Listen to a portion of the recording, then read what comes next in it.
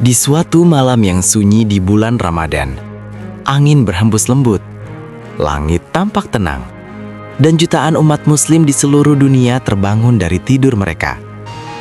Mereka bukan terbangun karena pekerjaan, bukan karena suara bising, tetapi karena sebuah harapan besar. Harapan untuk bertemu dengan malam yang lebih baik dari 1000 bulan. Malam itu dikenal sebagai Lailatul Qadar.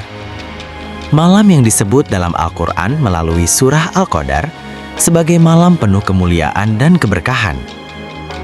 Allah berfirman bahwa Lailatul Qadar lebih baik daripada 1000 bulan. Jika dihitung, 1000 bulan sama dengan lebih dari 83 tahun.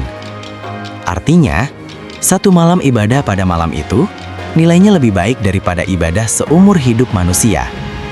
Bayangkan, satu malam doa, satu malam sujud, satu malam membaca Al-Quran bisa bernilai seperti puluhan tahun ibadah. Tidak heran jika setiap Ramadan, umat Islam berlomba-lomba mencari malam istimewa ini. Namun menariknya, tidak ada seorang pun yang tahu dengan pasti kapan malam Lailatul Qadar terjadi. Bahkan, Muhammad tidak menentukan tanggal pastinya. Beliau hanya memberikan petunjuk bahwa malam itu berada di 10 malam terakhir bulan Ramadan, terutama pada malam-malam ganjil, seperti malam ke-21, malam ke-23, malam ke-25, malam ke-27, atau malam ke-29. Mengapa waktunya dirahasiakan? Agar manusia bersungguh-sungguh beribadah, bukan hanya satu malam saja, agar hati tetap hidup sepanjang akhir Ramadan. Pada malam Lailatul Qadar, langit tidak sama seperti malam-malam lainnya. Al-Quran menjelaskan bahwa pada malam itu, para malaikat turun ke bumi membawa rahmat dan keberkahan. Malam itu dipenuhi kedamaian, ketenangan, dan kasih sayang Allah. Banyak ulama menggambarkan suasana malam ini sebagai malam yang sangat tenang. Udara terasa sejuk, tidak terlalu panas, dan tidak terlalu dingin. Langit terlihat bersih dan damai. Dan ketika fajar tiba, matahari terbit dengan cahaya yang lembut, tidak menyilaukan. Karena kemuliaannya yang luar biasa, umat Islam dianjurkan memperbanyak ibadah pada malam-malam terakhir Ramadan. Masjid-masjid dipenuhi orang yang sholat malam.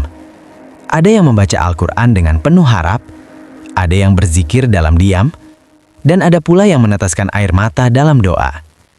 Semua berharap satu hal yang sama, ampunan dari Allah. Suatu hari, istri Nabi, Aisyah binti Abi Bakar, pernah bertanya kepada Nabi, "Wahai Rasulullah, jika aku mengetahui malam Lailatul Qadar, doa apa yang sebaiknya aku baca?" Lalu Nabi Muhammad mengajarkan sebuah doa yang sangat sederhana, namun penuh makna. Doa itu berbunyi, "Ya Allah, Engkau Maha Pemaaf dan mencintai pemaafan, maka maafkanlah aku." Doa yang singkat, namun menyimpan harapan besar. Harapan agar semua dosa dihapuskan, semua kesalahan diampuni, dan kehidupan yang baru dimulai dengan hati yang bersih. Malam Lailatul Qadar bukan hanya tentang pahala yang besar, tetapi juga tentang kesempatan kedua. Kesempatan untuk memperbaiki diri, memperbaiki hubungan dengan Allah, dan memperbaiki hidup kita.